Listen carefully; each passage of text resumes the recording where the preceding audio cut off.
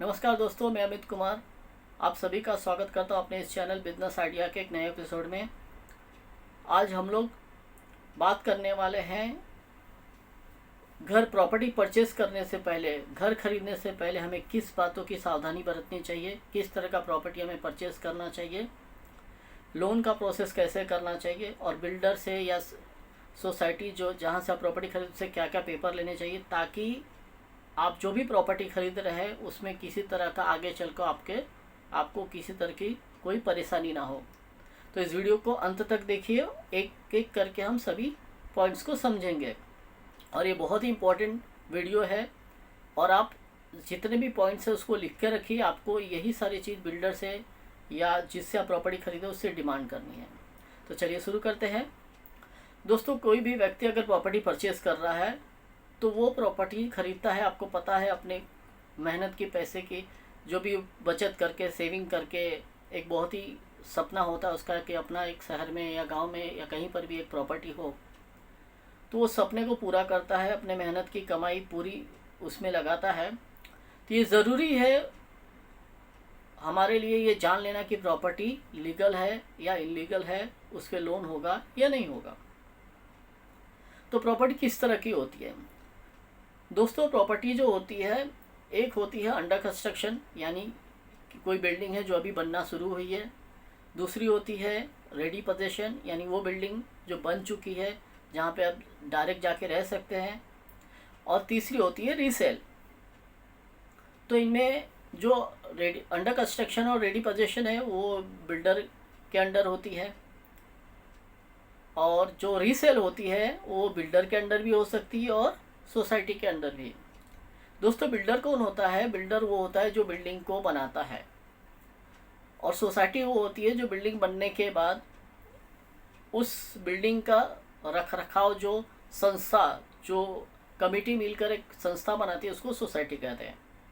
तो अक्सर होता क्या है कि जब बिल्डिंग बन जाती है और बिल्डर पोजीशन दे देता है, तो बिल्डर क्या करता है, एक सोसाइटी बनाता है, और सोसाइटी अपना जो पावर है वो सोसाइटी को दे देता है, ताकि आने वाले वक्त में बिल्डिंग की देख रेख जो है सोसाइटी करे।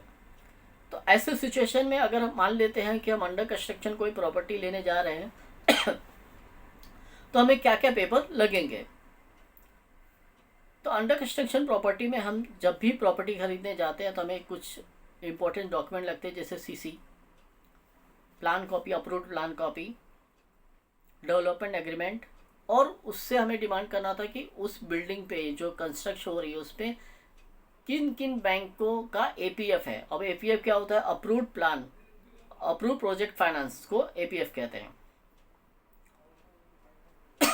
मतलब किस किस बैंक ने इस प्रोजेक्ट को अप्रूव कर दिया है, लीगलाइज कर दिया है, उसके सारे डॉक्यूमेंट्स चेक कर लिए हैं और अप्रूव कर दिया कि इस पर हम फंडिंग करेंगे। तो आपको ये सारी बातों का ध्यान रखना है।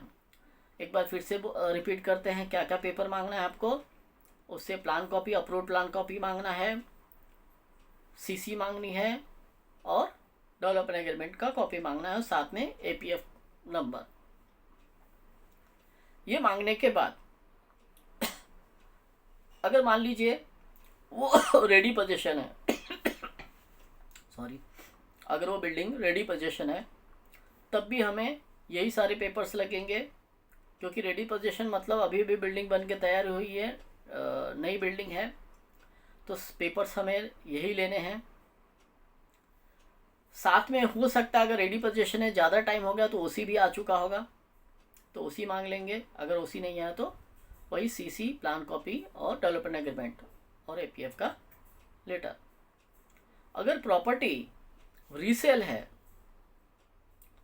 रीसेल मतलब मान लीजिए कि रमेश ने प्रॉपर्टी बिल्डर से ख़रीदा और बिल्डर से प्रॉपर्टी मैं ख़रीद रहा हूँ, तो ये जो ट्रांजैक्शन है, ये जो व्यवहार है, इसको रीसेल प्रॉपर्टी कहते हैं, यानी दोबारा बिकने वाली प्रॉपर्टी। ऐसे में हो सकता है वो बिल्डर के अंडर प्रॉपर्टी हो, यानी बिल्डर अभी भी उसका देख रेख करता हो, या सोसाइटी बन चुकी हो। अगर बिल्डर उसका देख रेख करता है तो हमें वही पेपर लगेंगे, और सोसाइटी बन चुकी है तो हमें सोसाइटी में एडिशनल पेपर में society registration copy, share certificate, ये लगेंगे। और अगर बिल्डर है अभी भी ओसी लगेगा, तो ओसी लगेगा क्योंकि बिल्डिंग को बने हुए टाइम हो गया। कुछ फाइनेंस कंपनी जैसे नेशनलाइज बैंक बिना ओसी का लोन नहीं करती है। तो आपको ध्यान रखना है, हर बार जब भी आप किसी भी ट्रांजैक्शन में जाते हैं, प्रॉपर्टी के परचेज के ट्रांजैक्शन में जाते हैं, तो आपको उस व्यक्ति सेल के ट्रांजैक्शन में जाते हैं तो आप उससे पूछ लेना कि इस प्रॉपर्टी पे पहले से लोन है या नहीं है तो किस बैंक ने फंडिंग किया है, ताकि आपको पता चले कि प्रॉपर्टी किस तरह की है। तो मोटा मोटी आपने जान लिया कि क्या क्या पेपर्स लगते हैं। एक बार फिर से मैं रिपीट करता हूँ, अगर रीसेल प्रॉपर्टी है तो हमें क्या लेना होता है, और बिल्डर की प्रॉपर्टी में क्या लेना होता है। बिल्डर की प्रॉपर्टी है तो हमें प्लान कॉपी, सीसी, ओसी, डेवलपमेंट एग्रीमेंट और अप्रूव्ड प्लान, एपीएफ लेटर। अगर ओसी नहीं है तो सीसी प्लान कॉपी। अब आते हैं, सोसाइटी बनी हुई या बिल्डर के अंडर है पर रेडी पोजीशन है, काफ़ी वक्त बीत चुका है, तो ऐसे में हम ओसी लेंगे, बाकी सब पेपर सेम रहेगा, पर ओसी हम मांगेंगे। अगर ओसी नहीं है तो रीज़न पूछेंगे कि आखिर ओसी क्यों नहीं मिला है।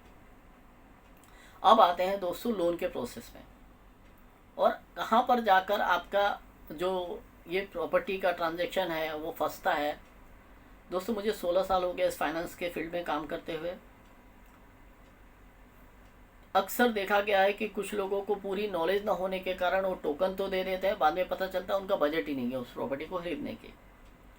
क्योंकि जिस आप प्रॉपर्टी खरीदने जाएंगे वो आपको पूरी जानकारी नहीं देगा, उसको आपको टोकन दिला देगा, और बाद में आपको पता चलेगा कि ये प्रॉपर्टी पे या हमारी बजट उसके लायक नहीं है।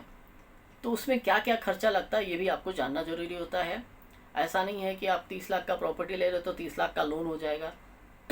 तो लोन का कितना % हमारी प्रॉपर्टी का लोन होता है ये भी हमें जानना जरूरी है, और कितना हमें जेब से पैसे देना पड़ते हैं और क्या क्या खर्चे लगते हैं। तो आइए बात करते हैं सेकंड टॉपिक पे कि लोन प्रॉपर्टी परचेज करने के लिए हमें सबसे पहले क्या क्या खर्चे लगते हैं। दोस्तों महाराष्ट्र की बात करूँ तो यहाँ पे स्टैम्प ड्यूटी रजिस्ट्रेशन 7% जाता है। 7% जाता है मतलब मान लीजिए मोटा मोटी अगर मैं 30 लाख का एग्रीमेंट करता हूँ तो 2,10,000 रुपये मेरा स्टैम्प ड्यूटी रजिस्ट्रेशन जाएगा। 7×21 2,10,000 में स्टैम्प ड्यूटी रजिस्ट्रेशन जाएगा, अगर मैं 30 लाख की प्रॉपर्टी खरीदता हूँ और 30 लाख का एग्रीमेंट करता हूँ तो एग्जाम्पल में बता रहा हूँ। अब 2,10,000 स्टैम्प ड्यूटी रजिस्ट्रेशन गया। जो एडवोकेट आपका ड्राफ्टिंग करेगा, आपका जो एग्रीमेंट बनाएगा, वो जो एग्रीमेंट बनाएगा आपका, वो आपको 5-6 से 10,000 रुपया वो लेगा। इसके बाद आपका सेकंड टर्म चालू होता है लोन का फाइनेंस का खर्चा। आप अगर रीसेल में ले रहे हो, सोसाइटी से ले रहे हो या स्टेट एजेंट के थ्रू गए तो आपको ब्रोकरेज देना पड़ सकता है, वो एक आपको खर्चा आता है 1 से 2% तक, वो भी आप कैलकुलेट कर लीजिए। इसके अलावा जब लोन लेंगे 30 लाख का अगर एग्रीमेंट करते हैं तो मान लीजिए अगर 80% लोन होता है या 90% लोन, मान लीजिए 90% लोन होता है आपका, तो आपका जो लोन होगा 2,27 लाख के करीब लोन होगा, मात्रिक 27, तो 27 लाख का आपका लोन होगा, यानी 3 लाख आपको OCR देना है। तो 2,10 + 10 + 3 लाख, 3×2 = 5,10,000 के करीब तो आपको वहीं देना पड़ेगा। यानी कम से कम 5,10,000 तो आपको पास, 5,10 से 15,000 रुपये आपके पास होना चाहिए ताकि आप वो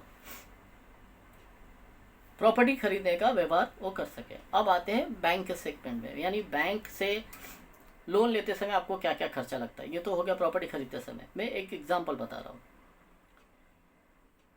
लोन लेते समय आपको प्रोसेसिंग फ़ी भरना होता है, पे करना होता है बैंक को, वो 0.5% होता है या मैक्सिमम 10,000 + GST होता है। अलग अलग बैंकों के अलग अलग PF होते हैं।